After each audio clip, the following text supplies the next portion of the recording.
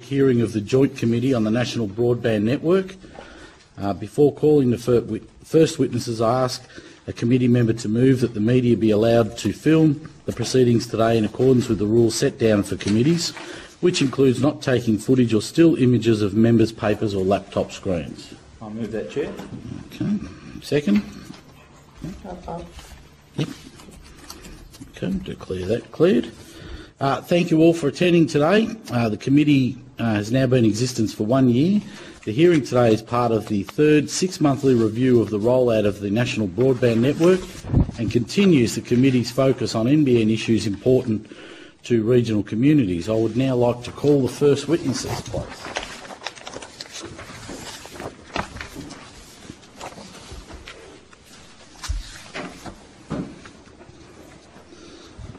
So I now welcome the witnesses. For the Hansard record, could you please state your names and the capacity in which you appear before the committee? Mark Dowd, Chief Executive Officer, City of Onkaparinga. Brian Hales, Economic Development Advisor, City of Onkaparinga. Thank you. Although the committee does not require you to give evidence under oath, I advise you that these hearings are formal proceedings of the Parliament and warrant the same respect of proceedings of the respective houses. The giving of false or misleading evidence is a serious matter and may be regarded as a contempt of Parliament. The evidence given today will be recorded by Hansard and attracts parliamentary privilege. Would you like to make an opening statement to the committee? Absolutely. So Council sees the high-speed broadband as the piece of hard infrastructure which will deliver a competitive advantage for Southern Australia.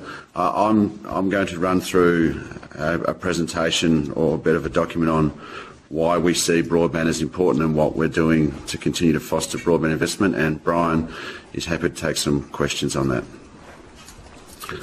So we'll start by talking about why we see high-speed broadband as important for the South.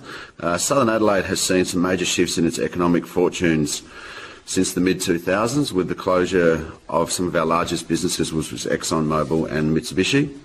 Our response to that was to prepare the Southern Adelaide Economic Development Plan, which focused on diversifying and modernising the economy.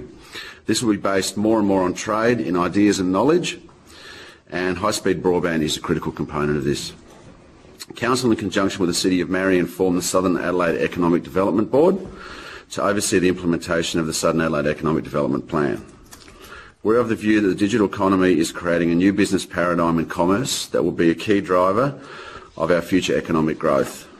Council and the Board are promoting an integrated response to the challenges that must be met to ensure our regional economy is a participant in the new and emerging global marketplace.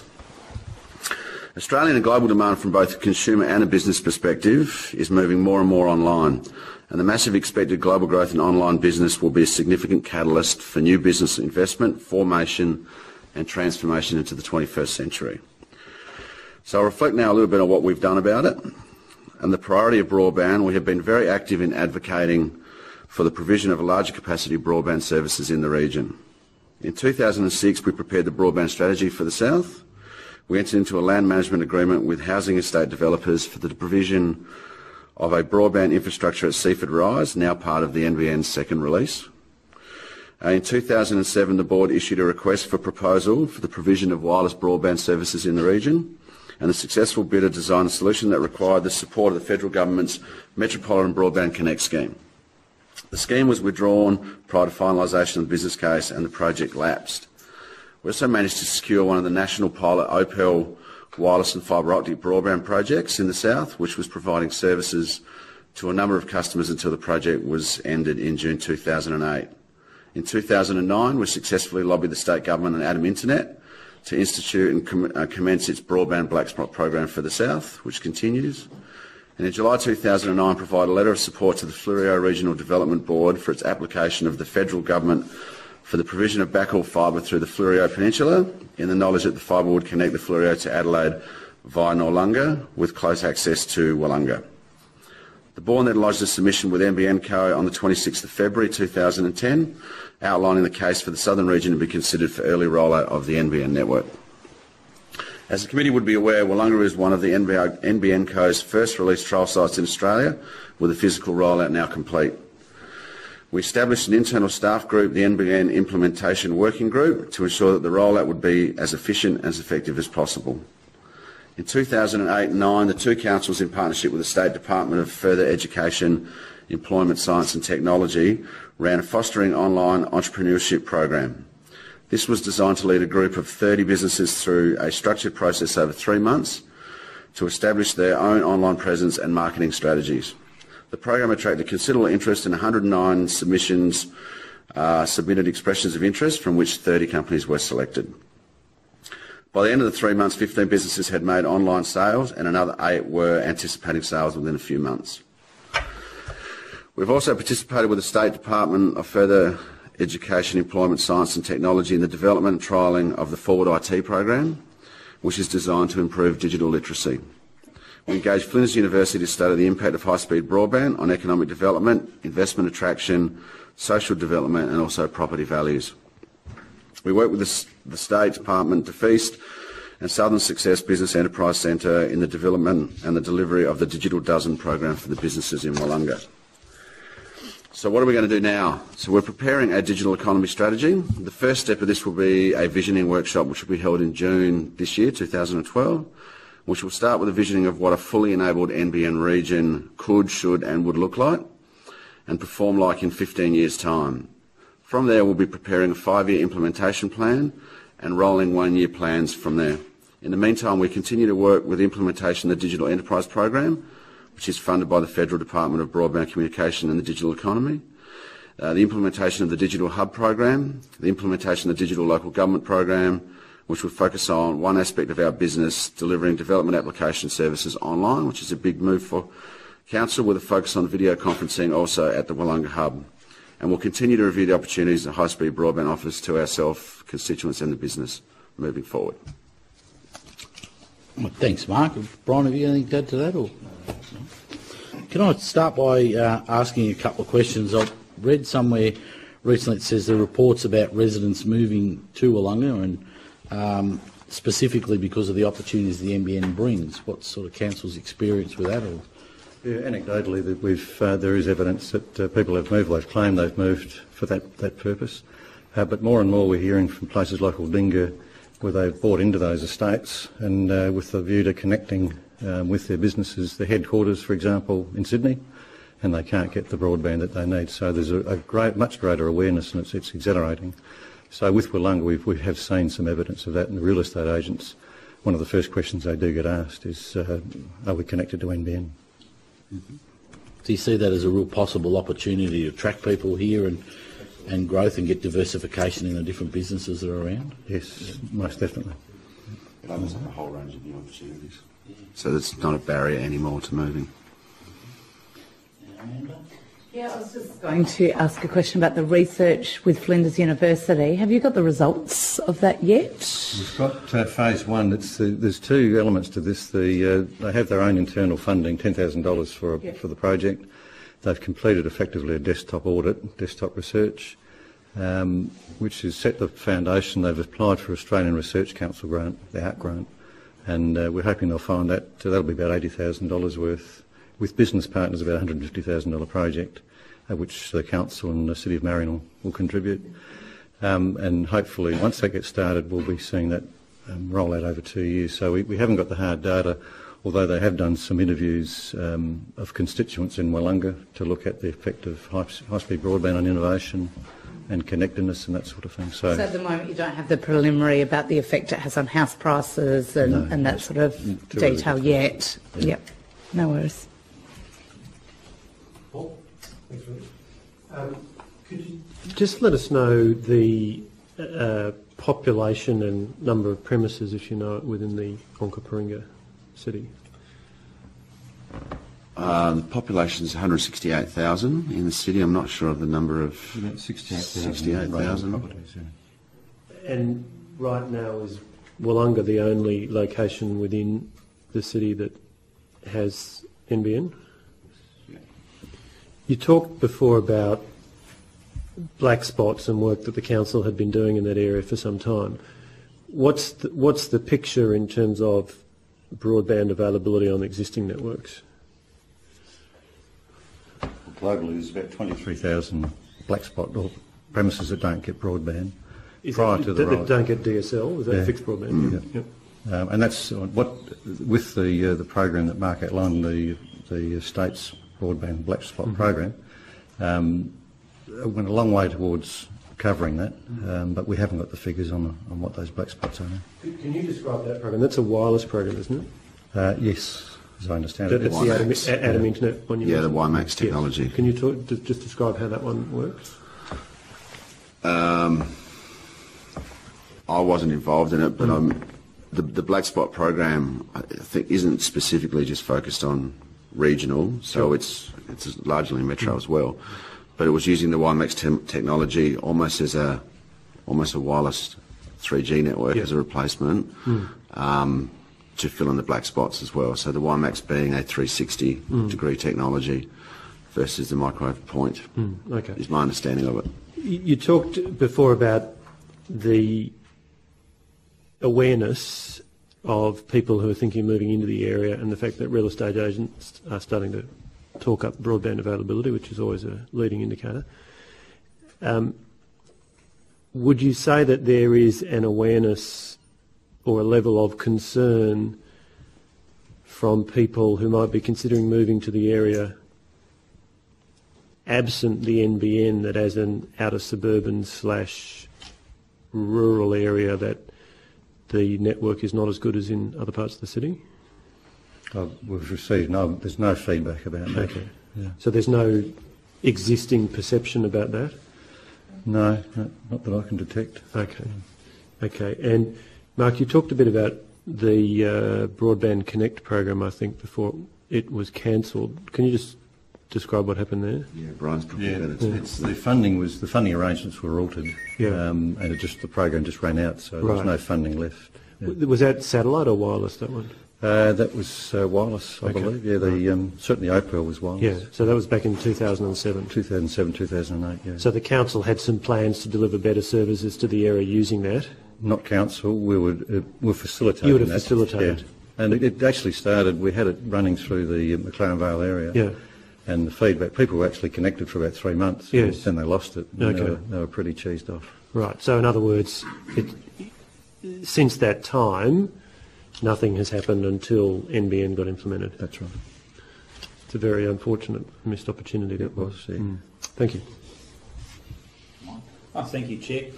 I'd like to ask, what has Council's experience been of dealing with NBN? And I ask that question because quite often we read stories in the national press about various difficulties with communication. I'd like to hear your example here on the ground in that regards. Yeah. All the work that we've done that Mark outlined really meant that the council was ready for this. So that when it arrived, we were keen to meet, and NBN, we found out. We had a meeting with the executive, with our executive, within about a week, I think. So the communication channels were opened right up very quickly. We had a team put together which would deal with the consultants and so forth. So there has been no issues around communication. We had communication protocols. Our roles were very clear as to what council's role was, what their role was with community consultation. And overall, the feedback we got from the community was quite positive, to the extent that they felt not over-consulted, but NBN went out of their way to help them. Beyond that consultation communication, then, how's it been since the NBN has actually gone live and in operation? Has that continued? Have you been able to have issues resolved as they come up in that same speedy manner? All I can say is we have an 1800 number on our website which directs people straight through to NBN. We haven't had anyone ring back to say they haven't had any luck with dealing with NBN at all. So overall, it's been a very positive thing, I think. That sounds like a fairly good experience. I'd also like to ask, now that the NBN is here in Willunga, how does it affect or improve council's ability to deliver your services to your ratepayers? Is there any particular areas where you've been able to take a leap forward in communication or delivery that you couldn't do previously? The libraries are a focal point for this, and the community centres. And what we found with the libraries is that that's the source of, probably the greatest source of council goodwill to the community. So what that's provided, NBN provided, is just added on to that goodwill already. And the Forward IT program that we did in conjunction with the Department of Further Education, the State Government Department, indicated that people really prefer to work through an area they trust, such as a library, and will continue to do so. So all of it's provided the library service with an additional, I guess, a way of dealing with the community or providing a service to the community. We are looking through the Digital Local Government program with development applications which will be focused in Wollonga in the first instance. But I think the dividend will come from people dealing with council from the City of Adelaide or other areas where most of the developers and the large applications come from. So they'll be able to lodge things like that from a remote site. I mean, they'll still have to obviously come along to meetings and talk across the table every now and then, yeah. But a lot of that work, I take it, would be able to be done over the fibre rather than having to bring things down in person. Certainly lodgement will be done over the fibre, and there's a lot of material, a lot of bandwidth required for that, but there's a lot of discussion between planning officers and the applicant as well, which will be a video conference, which once again requires a lot of bandwidth. And do council have facilities for video conferencing set up? We will have, yeah. Okay. Yep. It's in the process. You mentioned in your opening statement Seaford Rise, is it? The second release site, is that a greenfield site or brownfield? It's fully greenfield. Yeah. And how many lots would be involved in that expansion there? Good question. 500? Couldn't read your lips. Okay, and so NBN's got the contract, or is sublet that out to do the work there? So it's NBN actually doing the work there, or Fujitsu? I presume, it's the pits and pipes was what we negotiated to go in. Who owns those, I'm not quite sure, but they have access. If they're to the right specifications, NBN would use it.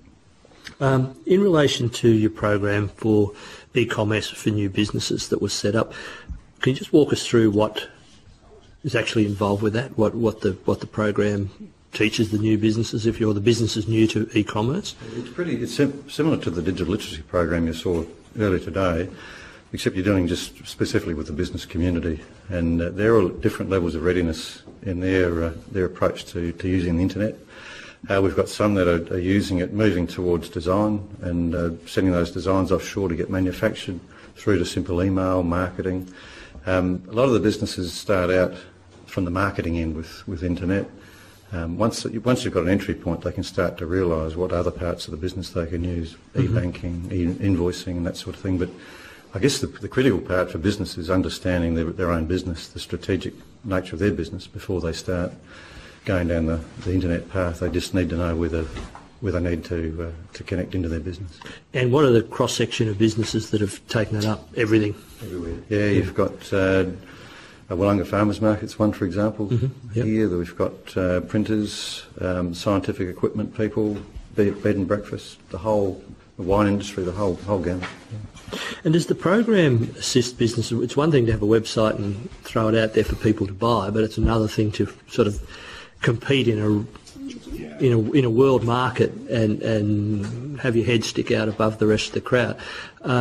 Is part of the course showing those businesses how to more effectively beat their competitors, as it were, on the internet? I mean, part of the challenge is once you become enabled and you've got a new target market, it's actually understanding how you approach it. I mean, it's a different skill set. It's a more competitive environment.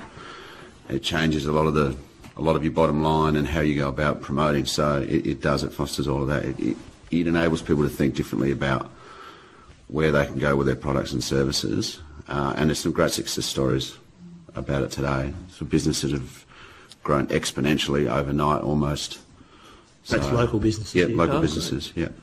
And what would they be in? What areas would they be in that have done really well? One of the key ones was Party Supply. Yeah, Party Supply. Yeah, which went from, I don't know how the business was trading, but the volume of it now is astronomically larger. We're talking moved out into warehouses, and so it certainly, I mean, the growth rate is exponential compared to you just expanding as a standard business. So it is varied. Brian talked about the Wollonga markets, which again is a market held here every Saturday that now is world renowned. So just one other dimension is that one of the issues for all regions, and this no exception here, is the skill shortage. What the internet does, it allows you to have greater access to skills around the world, and you can outsource a lot of the things you normally would have to employ people and you can't get them. So to be first puts us in a position where we can alleviate that issue pretty quickly if the businesses are onto it. Thank you. Congratulations on your very proactive stance, but is there a standout amongst e-health, education, entrepreneurship, community services that's driving the uptake of the NBN services? Has anything sort of grabbed the community imagination and sort of driven the uptake of it? Not at this stage. I think we recognise e-health, education is probably strategically important here given the distance we've got to travel. So we'll be targeting e-health, e-education in particular, and our own services as council as well. I mean, if that builds the case. You're obviously thinking strategically. Are you actually tracking what your communities are doing and what is going to drive them? You know, is it the e-health, education, or entrepreneurship, or are you just sort of at the start of the whole phase? Well, I think we're at the start of our phase, but we certainly are. We'll be tracking entrepreneurship, education, and e-health as the three key ones, and through services that we promote as well. We're trying to create a dynamic that is more online as well. So part of a current program for us is reviewing our 2035 community strategy, and we're getting engagement from the community. Previously, that's been quite low through traditional means. We've had, when we talk about our residents, we've had about 600 people participate in setting our future and direction. We're looking at taking that into the tens of thousands by creating an interactive portal, if you like, and particularly on the back of NBN that we promote at all the libraries, etc., to come in and start liking maps. So it's kind of a Facebook kind of environment overlaid onto a spatial map where we're engaging, we're creating conversations, I guess, amongst the community that may have traditionally been focused in one area. We're now trying to broaden that across the whole city. So that's an education piece and also a learning piece for us.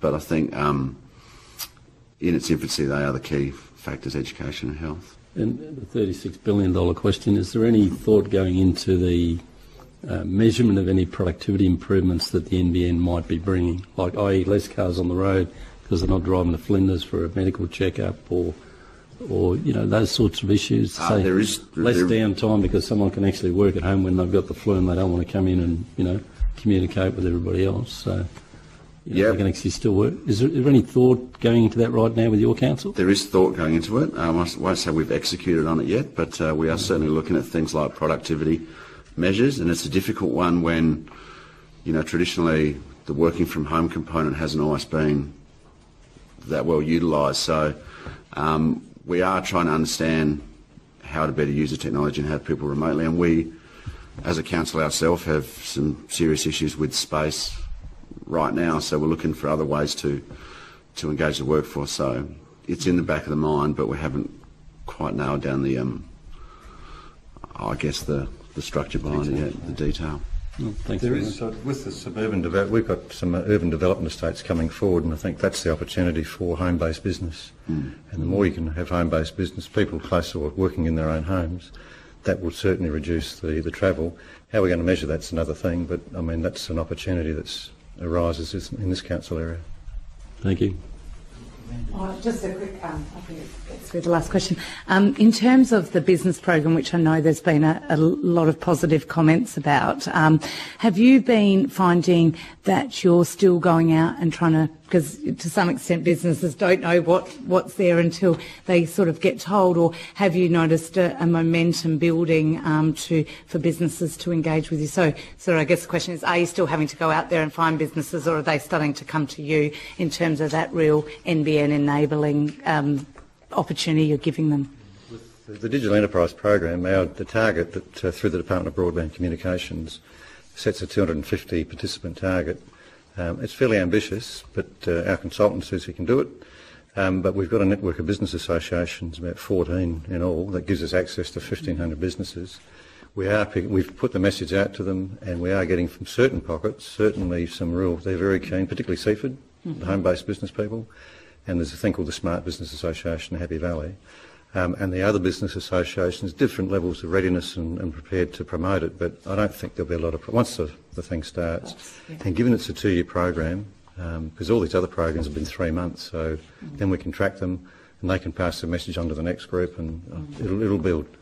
Because there's been a lot of very positive comments already about your interaction with business, so it'd be great to see that roll out. That's great. Thanks. All right, well, thank you for coming here today. To assist the committee, if you have been asked to provide any additional information, could you please forward it to the Secretariat by Friday the 11th of May, which will allow us to consider the information for our report. If the committee has any further questions, they'll send you these in writing through the Secretariat. So thanks very much, Mark and Brian. Oh, he's going to. Yes, I think it's probably a good idea that we suspend for a few minutes whilst we find our next witnesses. Could I have a member please move that way? So moved. Thank you, Luke. We'll suspend until we're right. Mics are off.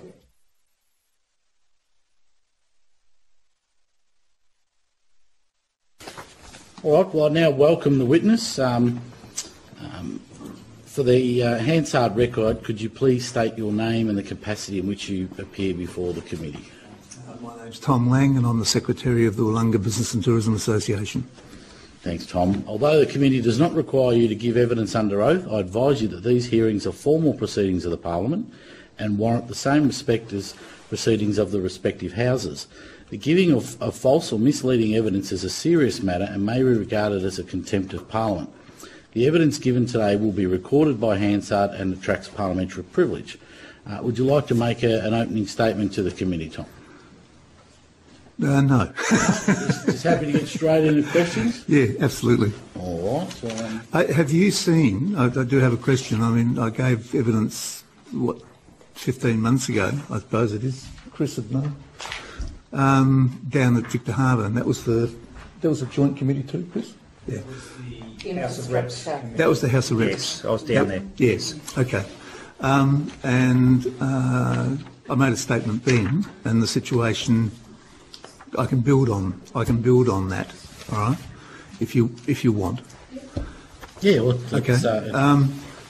I wasn't there, so I'd be happy to hear. You'd be happy to hear. Yeah.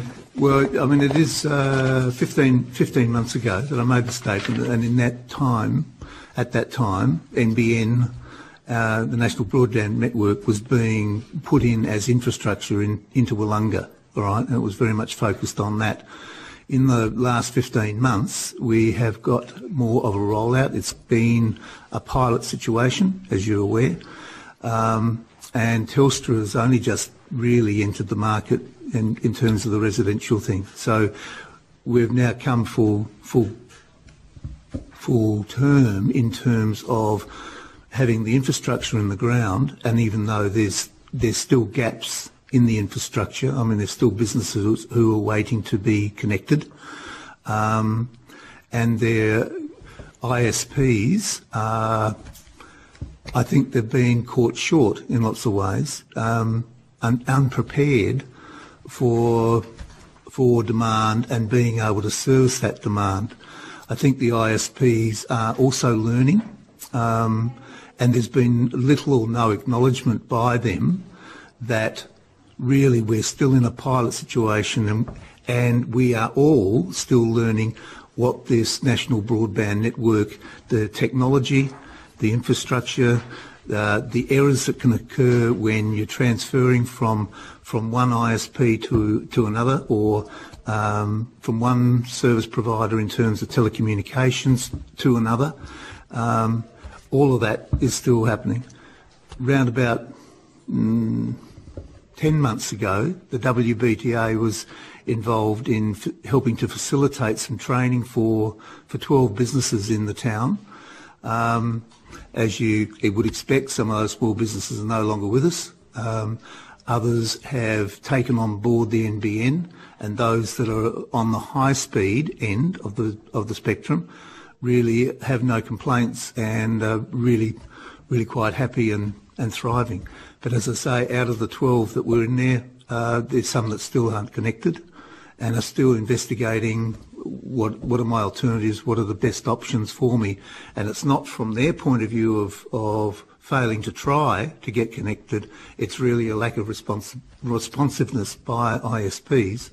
And I think the late entry of telecom into the market has contributed to that. I mean, in my own case, I was really frustrated. I mean, it was, I waited until September, October.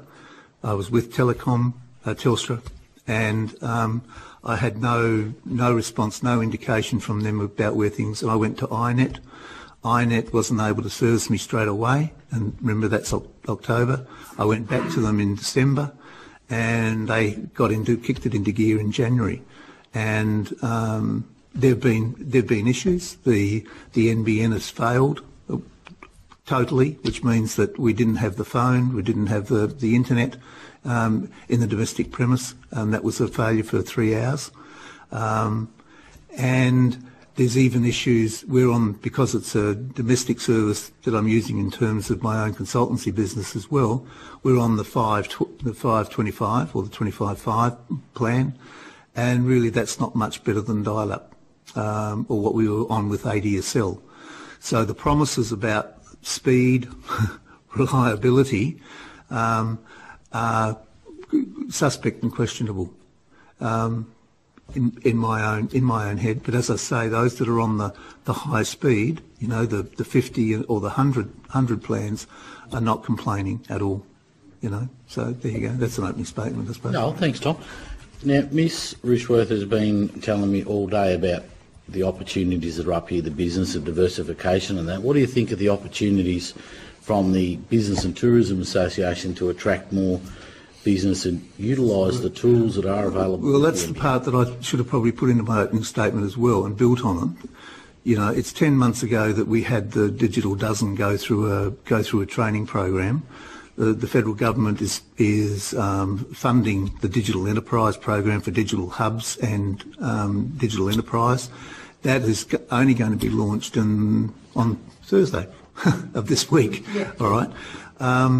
And I know that there's a lot of preparation, but it's like a lost opportunity. I mean, 15 months ago, I think I put in my report that it's all a bit ho-hum for businesses, all right? There'd been a lot of excitement in the time leading up to that. So now we're going back 2.5 years, and there was a lot of excitement and anticipation. The broadband is coming, it's going into the ground, let's get connected, let's do it all. And the time just passed, and the opportunities to actually capture some of that enthusiasm also passed.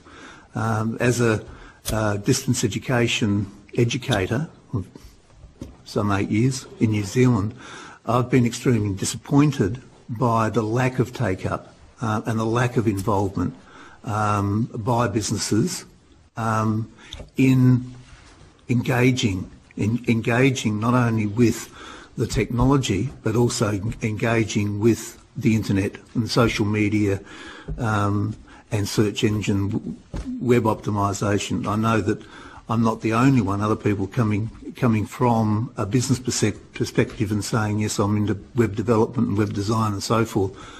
It's just not there, all right? And so maybe the timing's not an issue in some ways, that it will take time for it become general practice that, yes, you do need to have a website, yes, that needs to be worked, yes, I need to have a social media presence, and so on. Learning sort of the new toolbox that you need for business and understanding what the opportunities are. I mean, Google coming on board with 10 gigabytes of free space is coming at the right time, but you've still got to be able to utilise that, all right, and understand what that whole cloud environment is about and what cloud computing is and what the applications are. So it all takes time for that to filter through, and so maybe the problems with the technology, let alone the ISPs, is not such a bad thing. But it just says that we're behind the 8 ball in terms of really taking this opportunity forward, all right? And the Digital Enterprise program will do that in terms of the training. The digital hubs will bring people on board. But I think there's also still that disconnect between what I'm being promised in terms of speed and reliability and what I've currently got with ADSL, and why aren't those programs just out there anyway, to say this is what we need to be doing in terms of engaging with the rest of the world. Oh, certainly, Jeff. If I may just ask a few questions, Mr. Lane. From Victor Harbour, which seems an incredibly long time ago, Doesn't it? I was just going back through some of the transcript from that day, and particularly what you've just said, I think isn't much different from what was said on the day itself of that other hearing. But why? The question I want to ask first is, why do you think it's taken the ISP so long to catch up with what's actually available? Is it because it's a small area and they haven't bothered putting a package together because they don't believe the area's big enough, or are there other reasons that they've just lagged in that market?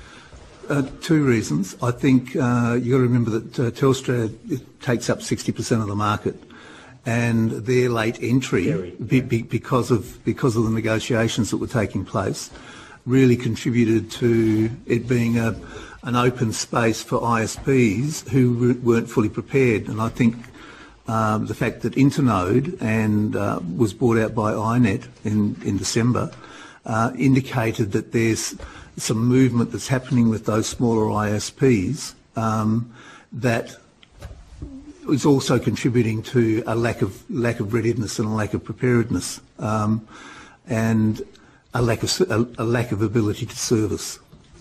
So those would be the two primary things that I see. So the lack of ability from an ISP or RSP to service is going to the point that they don't have the actual hardware available in cabinets in that area? Difficult to say. I think in iiNet's case, they don't have somebody on the ground down here, all right? And it would make it a lot easier if they did. All right.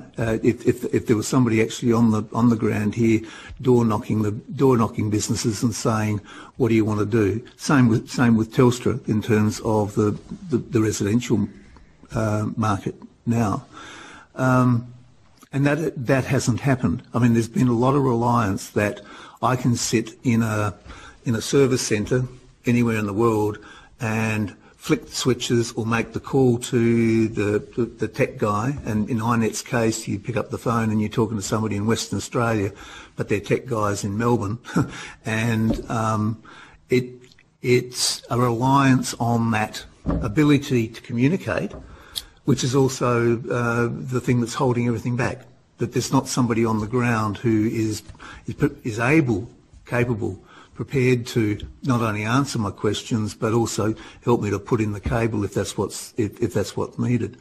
So that's what the unpreparedness is. It's about saying, oh no, it's more business as usual, all right, and the NBN's nothing special except it's fibre, and so if you go to anybody's website, it's telstra.com/NBN, or you go to iiNet, it's iiNet.whatever/NBN, and it's not yet publicised on the front screen, and they're relying on conventional technology to deliver what really is a whole new sphere of computing and broadband and so forth.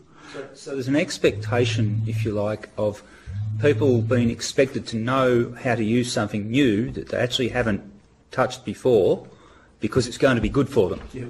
So, and I take your point. It's certainly far better that you've got someone in the present, like here and now as we are, to be able to explain that, rather than try and read technical documents, which a lot of people may or may not understand, to have a conversation about how it could benefit your business or your home environment with someone present in a physical form, as I understand what you're putting to the committee, would be much better, probably get the message out a lot clearer than hoping that people read information that is just sent to them. Yeah, and it's not only the ability to read, it's the ability to interface with the technology.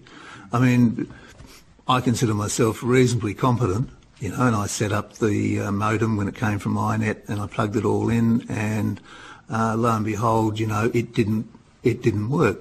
So I got onto the support personnel, and she said, well, disconnect the modem and just stick it straight into the plug on the wall, you know.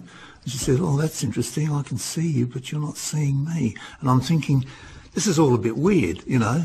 And if they'd had a tech bloke on the ground, it might have got sorted out a lot quicker. But it took 3 weeks of phone calls backwards and forwards to sort out the simple installation of a modem in the place. Once it's happening, it's fine. But even the modem goes a bit haywire at time, and you have to turn it off. Now, if you turn off the modem, you lose your phone, you know. But that's the recommended, is that you will reboot your modem from time to time. So that whole question about reliability comes back into question. All right, it's just saying, are we moving too fast, too soon for the technology by having the fibre in the ground? I'll just finish off. I suppose the same could have been said, and I've been through it myself recently, setting up an ADSL modem. Same thing, it comes out of the box. If you plug it in and it doesn't work, you can then spend a long amount of time on the phone trying to get someone that actually knows what your problem is.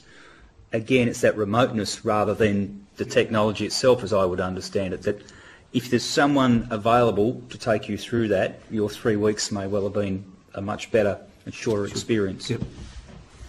Well, I had a similar one with the transfer of the phone line. We've got 2 phone lines coming into the property. One goes to the front house and one goes to the cottage out the back where my mum is. And the plan was that Mum would continue with Telstra and we'd go to iNet and be totally broadband enabled in the front house. But that wasn't possible. The iNet solution was that we had to transfer both over, even though the line is going to the cottage and the back is still copper, and we're on fibre.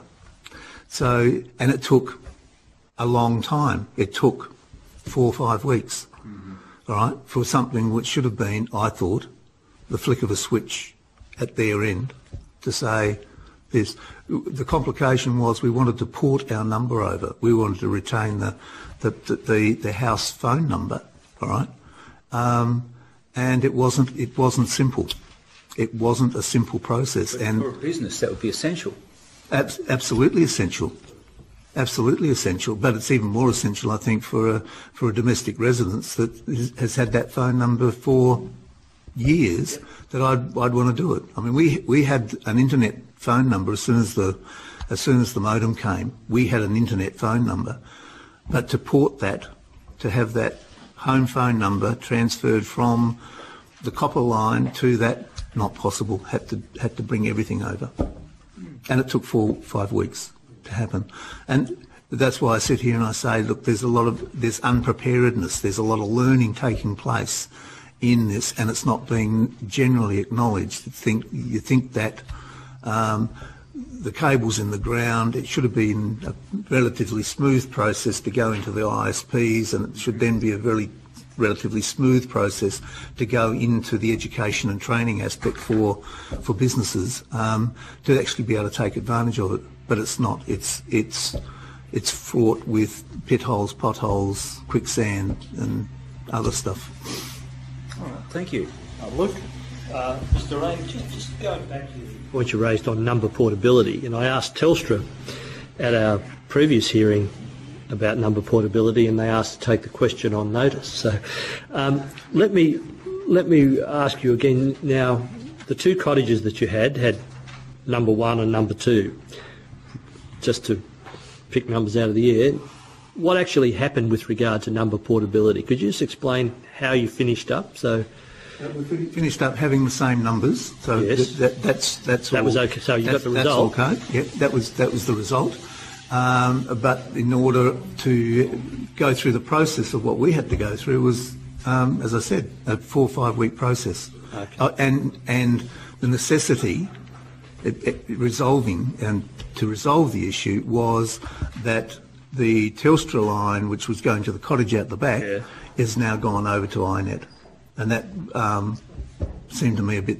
So you had to have the same provider for both to keep. Well, to that keep was both. the way that iNet resolved it. Okay. All right. Yeah. Okay, but the numbers were eventually The numbers are eventually the same. Yeah. I'm interested in the tourism side, this being an area that I presume would have a whole range of niche tourism operators and probably a lot of small, short breaks and so on and so forth, and the internet would be an ideal marketing method for those small operators. With regard to the way operators are approaching the internet, are they tending to just have a web page with the address and a few photos and so on and so forth, or are people here tending to have forms and online reservations and credit card facility and all those sorts of things? What's the general flow of people in the industry? That's the spectrum, all right.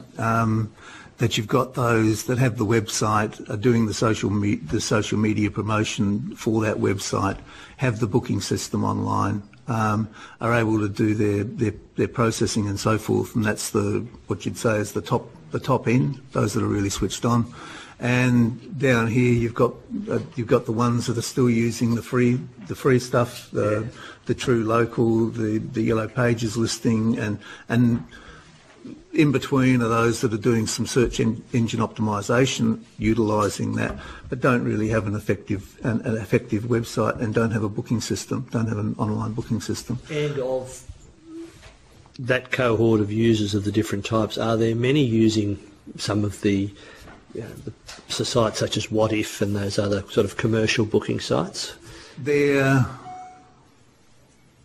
It's difficult to get a handle on. I mean, I looked at our membership and we've got, 10 or so B&Bs, and 5 of them had the online booking system. And the number of B&Bs that we've got around, I have no idea in terms of that. But that's the What Ifs is more at the free end. It's not necessarily, they're not necessarily paying for it. It's like the listing with True Local or Hot Frog or any of those things. They're using the free stuff because there's a real hesitancy to actually engage with the web. You know, it's yes, I'd like to have.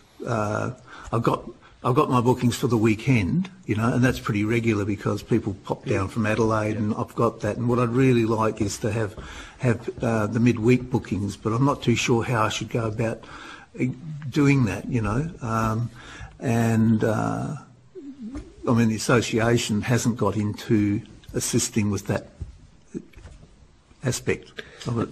And does the local council have a tourist information centre where people can go, or does the association have a tourist information centre where people can go and book manually or whatever? Or ring up, whatever, however it is they do it?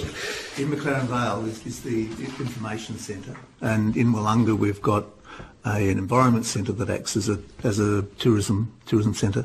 McLaren Vale Information Centre has got the online booking system. It services the McLaren Vale app, which is an iPhone app for tourism. Mm-hmm. So yes, it's here, and yet it's not. Because anecdotally, like I'm from the north coast of New South Wales, the larger properties now are finding they're doing overwhelmingly their bookings come via the internet rather than any other source, and I was just interested in the experience here as to how that was travelling. That I don't know. All right. Yeah, you need to speak to a B&B operator to see how that works. I mean, basically the tourism here is there's some events like the Tour Down Under. Yeah. You know, the B&Bs are booked out in that week or 2 weeks, and they're booked out now. Yeah. For that. In terms of an off-peak time, no event, no festival, then it's a bit transient, you know, and it's more likely to be the day tripper or the weekend tripper coming out of Adelaide. Beyond that, it's difficult to know about interstate visitors or even international visitors. Thank you. Alan? Is there a sort of standout business in your association that's, say, always used the internet and had it enhanced with the NBN? Yes. What is that business? She makes banners. Liz, Linda, Oz Feathers. You're aware of banners, and these are flags, and they're hand machine sewn and designed. Her business is international, and she runs it from home. And her business has been absolutely enhanced by having the NBN. I mean, she's one that says, yeah, the speed and reliability is working for me. But Linda was always the one that was online. It doesn't matter when I sent out an email, all right, it might be 7 o'clock in the morning or it might be 10 o'clock at night, I would immediately get a response back from her. So she's sitting at her machine, there's the screen, and she's doing her work. But that's a rarity, an absolute rarity. So is there anything amongst your entrepreneurial sort of skills that's distillable and transportable to other businesses in your association?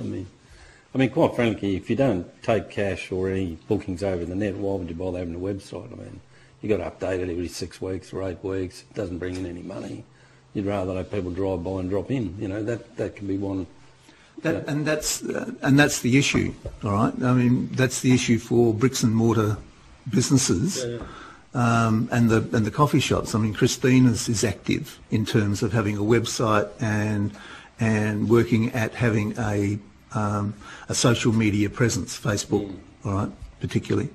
Fern Forest, all right, Nursery has a website, is working on having a regular blog, and also having a social media presence. But for the hairdresser, I mean, Steve's got Clippers has got a website. Is it doing anything? Don't know. The physiotherapist up the road, proactive in his website. He's put up some videos introducing himself and so forth. But it's experimental. You know, it's not a planned program of this is definitely part of my marketing, and this is how I am utilising the web for the marketing of my business, let alone taking the bookings or even allowing people to pay online. You know, in my own case, you know, I put myself out there as a small business consultant, and with the Google Mind Your Own Business website, it was magic. I mean, I'm able to put up a booking system. I'm able to put up taking money from PayPal. I can give people the option of how they want to pay me, if they want to pay me by the hour, if they want to pay me by the service. That can all be done online, and it was all free for the first 12, 15, 18 months or so, courtesy of Google and Mind Your Own Business. But for most of the businesses, the bricks and mortar businesses, lovely little shop up the road, recommend it, Wollonga Lead, Light and Glass. He's got a beautiful website, and he doesn't go in and do anything in terms of promoting it. All right, it sort of sits there, and it's really lovely, well-designed little website. The cost of his business than bringing anything in. Well, you see, he's of my age, and he's been doing things with his hands and in terms of creativity. And with me, you know, for 10 years I've been engaged with the internet and dealing with students on emails and using Skype and a whole range of other things. It's a totally different experience. And when it's about marketing and you're talking to a creative person, it's not about marketing. It's about people appreciating my creativity and what I do. So this is what we're dealing with in this local community. Yeah. Thank you, Chair. My question just is about, I guess, Wollonga being, and we've been to the schools this morning and hearing just about almost being on the forefront, being a trial area, you know, sort of learning before other people are learning, and it sounds to me like it's been your experience in some ways, and sometimes you don't know what the problems are until you try it out. Is there any way that this information is being collected so that as new areas come online. So are you aware of any process that you're involved in collecting these experiences, both the good and the bad, to actually ensure that as we move forward we're learning from it? The only thing that I've done is talk to a couple of committees. Right, okay, just through the committee process. So there is no real local sort of involvement through the council or anything like that? Not that I'm aware of. I mean, Melissa Gregg, who came around 18, 20 months ago and may be involved in a follow-up, all right, because that I think was going to be a time study, and so she might be back, but I haven't. So it seems like a perfect opportunity to collect all the good stuff, the bad stuff, everything together, and actually learn from. But as this is really a trial start, to learn from these experiences. Well, there is that opportunity, and there was, as I said, a lot of impetus of 20 months ago, and a lot of opportunity to do that, and I think there would have been a willingness to set up and be part of a trial and the pilot. But it was very much focused about the technology in the ground. It was about hardware, all right? It wasn't then about making the transition, translating it into what is the ISP going to do, and then the government's got the program about health and community and e-learning and e-commerce. All of that stuff has yet to even really take form and take shape. In terms of what I've seen with the digital enterprise program, it's not there, all right? And I haven't heard anything about the digital hub program and what's coming in that, apart from that it's available at the library and you can come in and get some tuition on what it means. Well, what does it mean? I'm still sitting in front of a box with a screen and a keyboard, and that hasn't changed. All right, and the speed issue isn't there, or the reliability isn't there. All right, it's we've got a way to go. Yep. Well, thanks, Tom. We'll have to leave it there. We might probably see you again, maybe. Thank you for coming today to assist the committee. If you've been asked to provide any additional information, could you forward it to the Secretariat by Friday the 11th of May, which will allow us to consider the information for our report. If the committee has asked any further questions, they will send you these in writing through the Secretariat. So, thanks. Thank you. Thank you. Back.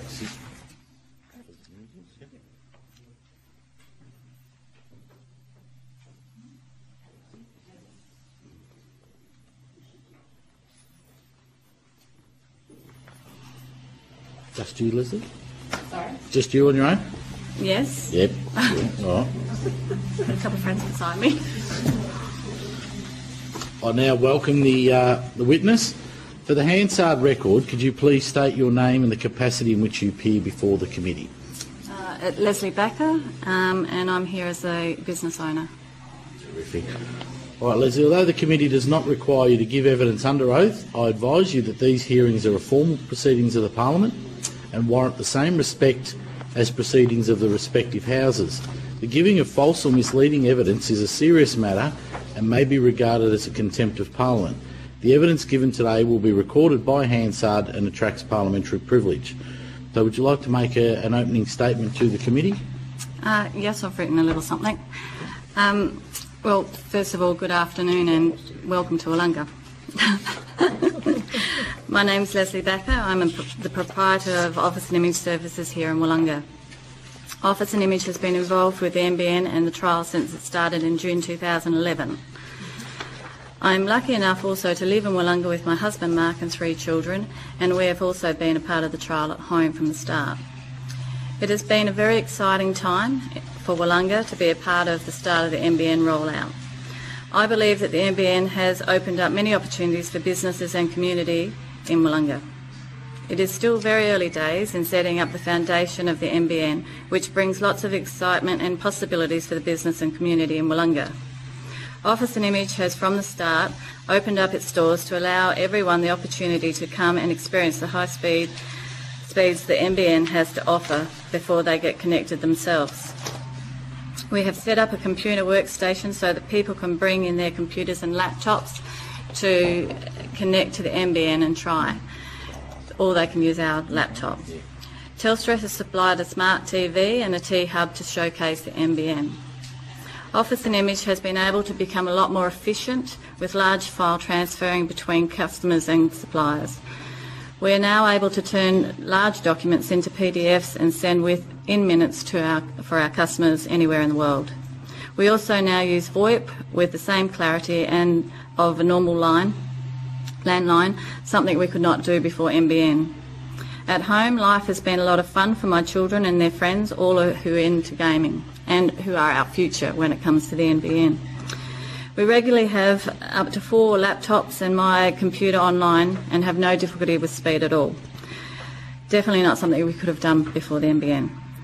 I believe that these experiences will only become greater as new applications and education, of course, about what the NBN can do for businesses and the community become more available. I'd like to thank you for inviting me to share. Oh, thanks, Leslie, and I want to thank you for your hospitality this morning and showing us around, and that was really good. Really appreciated that. Can I ask, just as a general sense, how do you think your business has changed over the time with the available of NBN? Like, what sort of opportunities and benefits has it brought to you? As I said before, it's still very early days, but I think one of the most positive things for us is about being a part of the whole thing right from word go.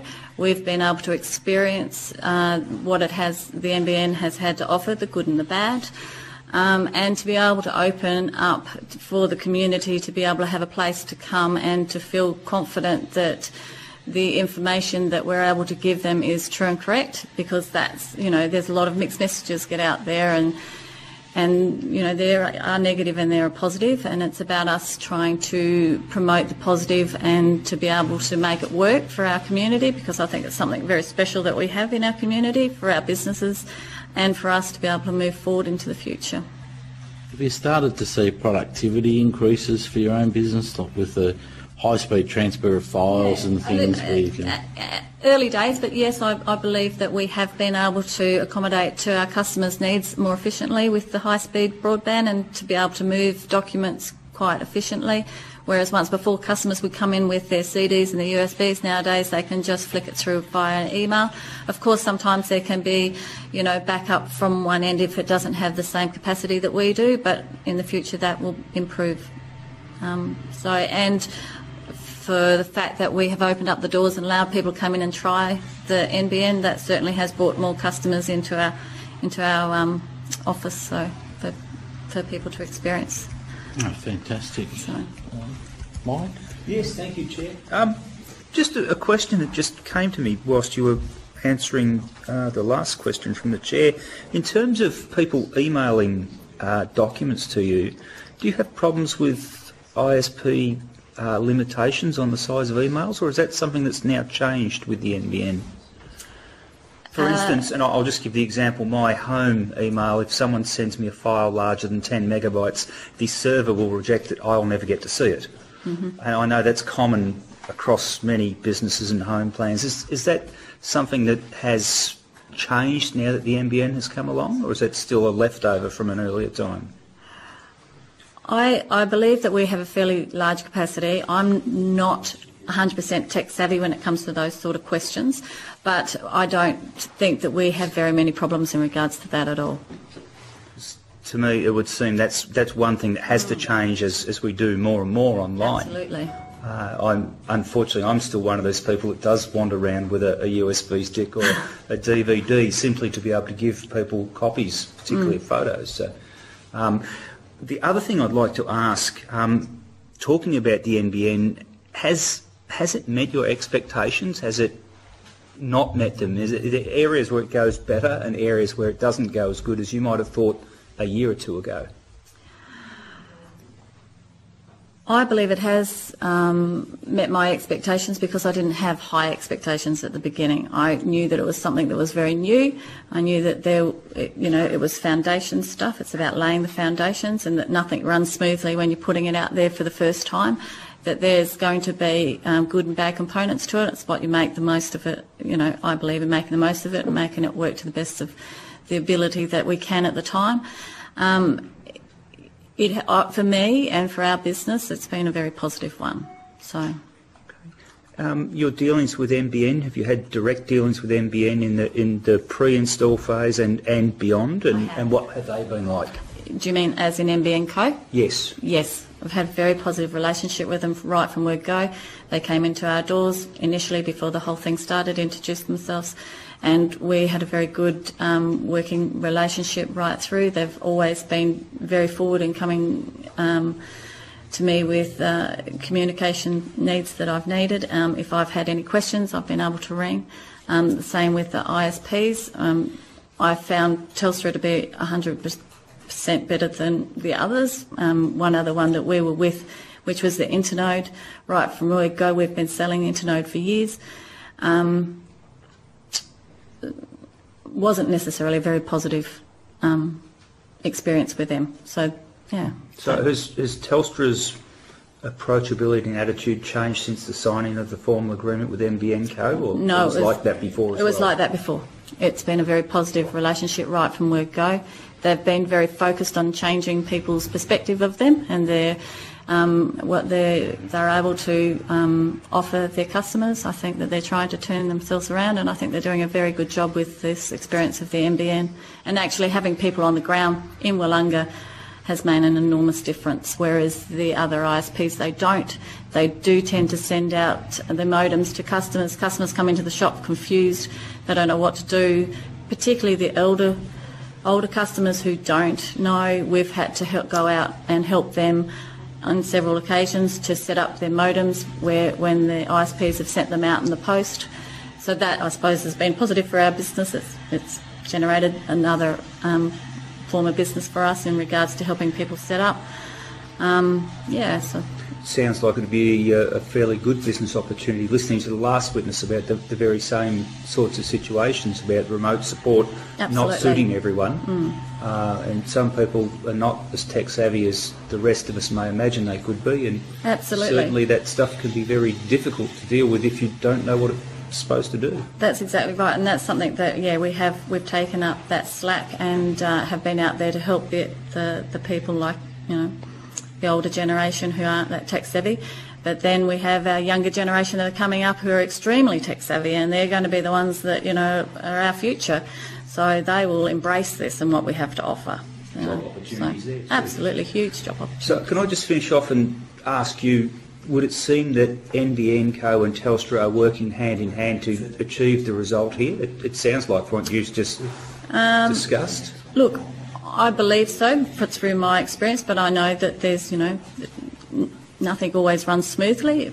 But from my perspective, I have found that I've got on very well with both parties with no problems at all. It would seem to me that's the best outcome, because we can have a fantastic fibre optic network installed, but if we haven't got retailers actually using and taking the opportunities, then it's not ever going to be fully used. Is that how you would see that? That's exactly how I see it, and I think that if they continue working together on it in a positive way, that in the long run it's just going to be a fantastic thing for us all.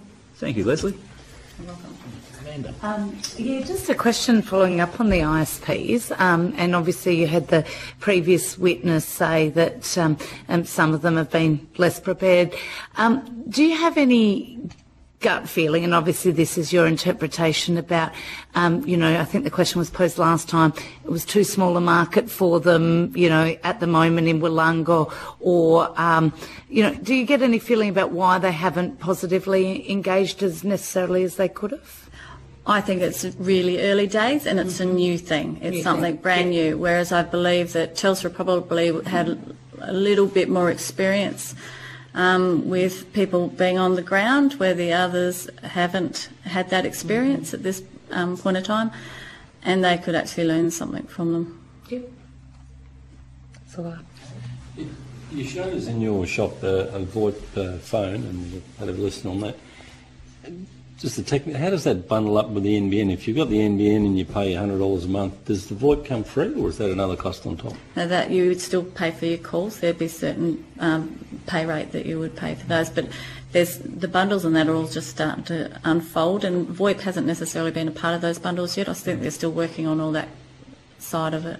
But I think your technical bloke in the shop said you could have 30 of those VoIP phones in your office or in your shop, all going at the same time. So there's obviously an opportunity there somewhere.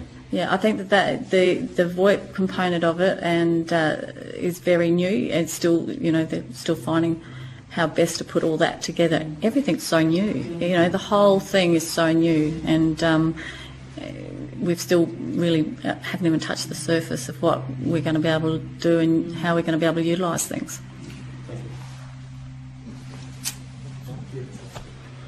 I'm allowed to go now, am I? Yeah, you've done well. Thank you, guys. I'm glad I was able to put a positive perspective on it. I'll just go through this, and I'm sure everyone gets sick of hearing it, but probably be able to recite it by the end of the day. Thank you for coming today to assist the committee. If you've been asked to provide additional information, could you please forward it to the Secretariat by Friday, 11th of May, which will allow us to consider the information in our report. If the committee has any further questions, they will send you these in writing through the Secretariat. Thank you. Thanks, Leslie. Do that. No, thank you. Lutheran College.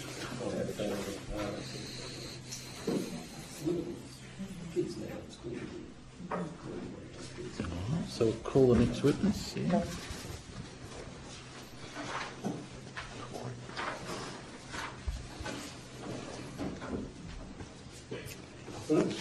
Afternoon, Paul. I'll now welcome the next witness. For the Hansard record, could you please state your names and the capacity in which you appear before the committee? Yeah, my name is Paul Andrade. I'm the business manager at Tatachilla Lutheran College. It's a Lutheran college of just under 1,100 students now, and so we've been there now 16 years. So here to stay. And Although the committee does not require you to give evidence under oath, I advise you that these hearings are formal proceedings of the Parliament and warrant the same respect as proceedings of the respective houses. The giving of false or misleading evidence is a serious matter and may be regarded as a contempt of Parliament. The evidence given today will be recorded by Hansard and attracts parliamentary privilege. Would you like to make an opening statement to the committee, Paul? In regards to NBN, and if my principal was here, he would be here because he's currently on sabbatical investigating opportunities overseas. But when you first launched the NBN here at up the road somewhere, can't remember the place, he got very excited and said he could see the opportunities that would present in terms of opportunities for our students. In that time also we've had the digital education revolution, which has been very supportive of secondary schools, particularly years 9 to 12. And since that time, from his direction, we've moved very quickly to improve our infrastructure. And we've received about $600,000 from the government, and we've spent $400,000 ourselves. So we've spent about $1 million to prepare ourselves for this opportunity. And when we were advised that it was still 3 years away, well, you can imagine it was an element of frustration.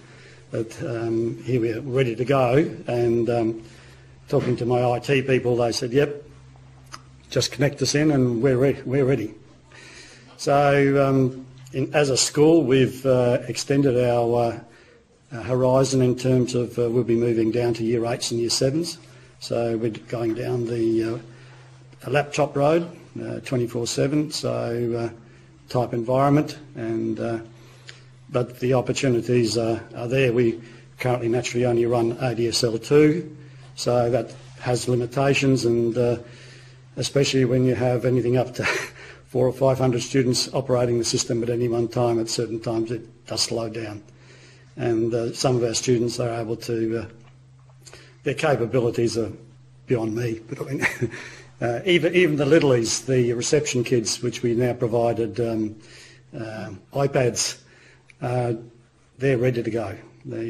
So there's the opportunities, and I guess for us the frustration was that they're still 3 years away. To think that, okay, we're a bit, about 1.6 k's from the nearest node, as it were, but and we inquired as to how much it would cost to connect, and it was quite almost half again as to what we already spent. So that created an element of frustration. I must admit, since we have contacted Honourable Senator Stephen Conroy, and there has been some move in that area, and I guess there was one other element that even frustrated us more, was that we have a transit fibre going right past our front boundary, and we weren't able to access that either. So it was on that basis that the letter was written to Senator Conroy, and I must admit there has been some moves in that regard, and we've now been advised that it looks like it might be 12 months wait instead of 3 years. So there's been some positive out of all of this, but for us there's great opportunities. We definitely are a school where technology goes across all curriculum levels, and all of our teachers and then down to students are really moving in that road where every teacher is required to have their own computer as well, and so they understand it all. So it's a valuable resource. So we'd like to get in there as soon as we possibly can, because we can see the benefits that will relate to our students.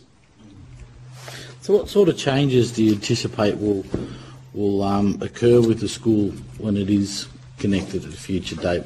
Well, I guess some of the opportunities is downloading information, limitations which currently exist, and I guess it's the analogy of a small pipe versus this great big pipe. I can just imagine, and I'm the finance person there, so I can imagine the cost as well. But anyway, it's a great educational opportunity. The other one is, and one of the things our current principal is doing, is going overseas and opportunities to look at alternative curriculum opportunities, and developing sister school arrangements, and whether there's an opportunity to communicate through this network. And I think there was I saw something where Prime Minister was in, Korea, was it? And was it New South Wales, Armidale, was it? School where they connected, and I thought, well, that's exactly the sort of thing we're looking at. If we had those opportunities, we would definitely go down that road. Now, you said you've invested $1 million in infrastructure improvements. What other sort of things is the school doing to sort of get prepared? Because obviously when NBN comes, you want it to be switched on and have everything in place. Yeah. No, well, okay, there's several elements. There's been a significant PD for our teaching staff, so that's pretty important, just as, and that's not even in these figures, and that's been on the go now for 2 to 3 years, recognising there's the opportunities there. So, and making sure that if the opportunity is there, that they can lock into it. That's the main thing. So we have upgraded our infrastructure quite substantially. So that's where the big investment is, as well as providing students with the laptops. Okay. All right. Alec? So it's fair to say the sort of dust up, the public dust ups sort of over. Basically, you've got some sort of understanding of when you're going to get the. Well, we've got 12 months, whatever that means. You know, I presume that because it's moving into the McLaren Vale area, okay, we're a little bit out of that McLaren Vale footprint, but I mean that I have said that we can now connect into whatever way that is. So. But the whole issue is basically you missed out on what you saw as a glorious opportunity to provide better educational opportunities for your students. That's correct. Is there a real standout that the NBN will bring your school? Is there anything is there one issue that you could sort of say that's the one that will really drive it in education? I guess as a school we recognise the importance of computer infrastructure and all of that pertains, and I think that we would like to be one up there in the lights, a sort of forerunner, I guess, an opportunity to be up front and saying, okay, we're providing something different. I guess, look, all schools provide education, but what makes us a little bit different? And I guess this was an opportunity to make us a little bit different from our competitors. Is there any studies or work done to assess the availability of computers at home for your students, or do you just assume that that's 100%? What? Sorry, just... So we've heard from Willunga this morning that, it's a great benefit educationally, but the benefit is actually doubled if there's NBN at home plus a computer. But there was a reasonably high proportion of students who didn't have the internet at home. Your students... In our case, we did an analysis, and something like about 95% of our parents are on internet access. And we're looking at availability for parents to come in and look at curriculum that is being provided for their students. They can, so that's one area that at least if parents are interested. And also the point is that the opportunities will just grow, but absolutely, to make sure you take everybody with you. I mean, it almost predicates internet at home and school, doesn't it? Yes, absolutely. Yeah.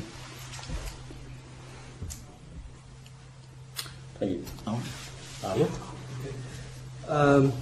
Mr. Andrade, the money that you spent in getting ready for the NBN, what basically did you do at the school? What were the funds expended on in anticipation of the NBN coming?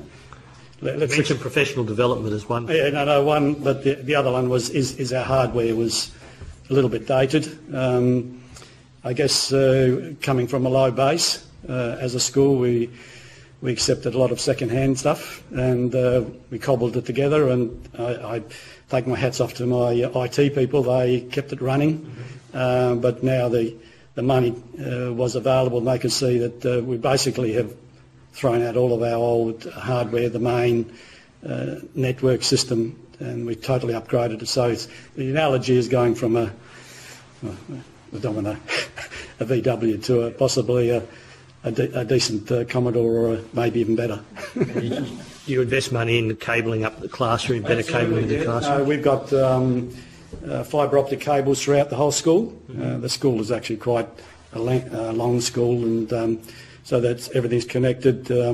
We've used the system to also put in security systems. So, it's more than just that. And the other one is the lady was talking about VoIP. Our next phase is to working towards using VoIP in terms of every classroom having a telephone that is accessible, and so in the event of an emergency or if needed to be contacted, or wet weather announcements or something like that. But I mean, at the moment, they're the opportunities we can see that our system has really been beefed up. It has more than just computer; it's got other applications. And how is the current arrangement you have with your new upgraded hardware operating over the ADSL? What restrictions is that putting on what you're doing in the classroom? Are you having to have people on the computers in shifts, or what's happening? I think the students well, I will take my own situation. I can tell when the system has been overloaded, because all of a sudden, the olden days, it's not responding as quickly. And one would hope that this is an opportunity to eliminate some of that. And the students must experience that as well. Mm-hmm. And as you sort of look forward to the NBN world, what have you got a strategy in place as regards to delivering content and so on and so forth? Have you got plans for the way you're actually going to use it? Well, that's what we're developing. We have a strong curriculum committee that currently is their major focus, is to find out what's available out there. Some of our key staff are already doing the legwork through their own what's available out there in terms of programs, in terms of delivery of curriculum in an IT world, rather than chalk and talk. And you've got, I presume, already various interactive programs you can use? Yes, all of our classrooms have interactive whiteboards and the digital projectors, so that's all already linked in. Yeah, Okay, no, thank you. Yeah, thank you. Sorry. I'd like to ask about, I suppose, the story that ran in the Australian about not being able to be connected, and try and get some perspective on that. And ask firstly, when all this was going on, I presume it was before the rollout plan for general installations had been announced. So at the time it was about trial sites, and you were obviously outside the area of one of those. What has the communication been like with NBN Co over that period of time, and now that they've announced areas, has that got any better from the school's perspective? Well, I guess the opportunity was taken. I think the manager of NBN Co was here at the initial launch, and my principal spoke to him and has had regular contacts, I would say, about every 3 to 6 months, and saying, where are we, please advise, because we want to see this thing move forward. And really there hasn't been too much success on that front. And I guess we're just one little school or one little enterprise in terms of the whole scheme of things, but he has had constant, as far as I'm aware, he had constant contact with is it Trent, or I can't remember his surname. And somehow along the way, the article in question, that showed a bit of frustration. I guess it's, I guess in a way we wouldn't have needed to have gone down that road, but I mean, at the end of the day, it's achieved what we were hoping to achieve and getting that moving forward a bit quicker. But it appears now the communications has improved from the previous. As I understand the rollout map, you're due to be connected within 12 months. 12 months now, yes. Just going back to before, you mentioned what you called a, let me find it, a transit fibre, which I presume is what we'd call a backhaul, which is the large capacity fibre running past the front of the school. Yeah, that's the secondary. That's connecting McLaren Vale to Seaford, was it, or Aldinga? That's right. Yeah. So, in terms of that, I can certainly understand the frustration. It's like the freeway going past the road closest to you, but not having an entrance ramp. That's right. And I've heard about it in my own electorate, and I've heard about it on other committee hearings as well, and I'm sure it's going to come up again and again. Has that also been a frustration for parents of the school in a similar area that might have been outside the original trial footprint as well, knowing that it's so close but so far away? I'm not aware of any of that sort of communication or frustration. Tatachilla really sits with no houses around the school. Just geographically, there isn't large communities around Tatachilla's high school. It really sits in the middle of vineyards on either Thank you side. for the So local knowledge. that just clarifies there isn't a whole community of houses around the school. That sounds like a lovely vista. Yes. It is beautiful. Here is me looking at a map, of course, so I'm much more learned now. Thank you. The other question I just wanted to finish off on, what information have you got, so rather than consultation, but what information did you get before the NBN selected the nearby area as a trial site? Was there anything that came out and alerted the school that you needed to get ready, but in an indeterminate period of time? Not until it hit, really. I think different principals bring different skills, and my current new principal is actually very computer savvy, and really he's right on the ball. I would say he works very closely with the systems networks manager, and they talk on that upper level, and it's you're driving it from the school to the outside world rather than the outside world driving it in. Yeah, that's correct. Yeah. Great, thank you. Oh, well, I just would like to commend Tatachilla and certainly your principal, Colin, for his enthusiasm with the NBN. It's certainly been good to work with him in terms of ensuring that you get connected. My question just is in terms of, you're talking about the PD and about getting teachers aware. Has there been, has that been at times difficult to engage with teachers, or have most teachers been willing to take it on? Has there been a bit of, hesitation around really moving to this? Because it is a pretty big shift in, as you said, the chalk and blackboard kind of model, or has it been so because the focus has been, and you've been moving towards it for some time with a focus on IT, really being picked up very easily by the teachers at your school? Okay, you'll get your broad spectrum of teachers, some that take it on straight away, and they're the ones I was talking about, already doing investigations of the future. Others that have sort of come on board, and there's this last group that have taken nearly 2 years to really take it on board and recognise that this is the way we're going in the future. And no reflection on age, but unfortunately it is most of some of our more elderly teachers. Those are getting close to retirement and stuff like that have taken a bit longer to get there. But generally the younger teachers, no, they're on board. And it's been a long road, and we've worked with our teachers, those that were struggling with the new direction, as it were, of the school, and I think that we're there. Well, we're not totally there, but we're still working towards it. Yeah. Thanks. Well, you got off easy, Paul. Thank you for coming today. To assist the committee, if you have been asked to provide any additional information, could you please forward it to the Secretariat by Friday the 11th of May, which will allow us to consider the information in our report.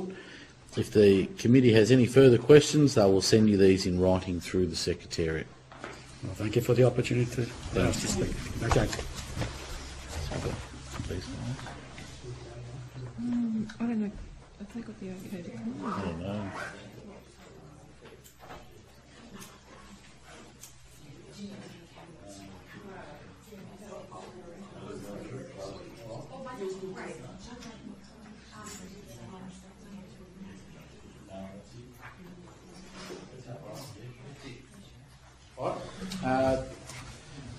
It is the wish of the committee to authorise for publication, including publication on the parliamentary database, the proof of the transcript of evidence given before it at the public hearing today.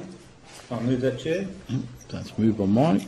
There being no objections, it is so resolved. I would like to thank my colleagues and all the witnesses for their time today and declare this public hearing closed. Thank you. Done.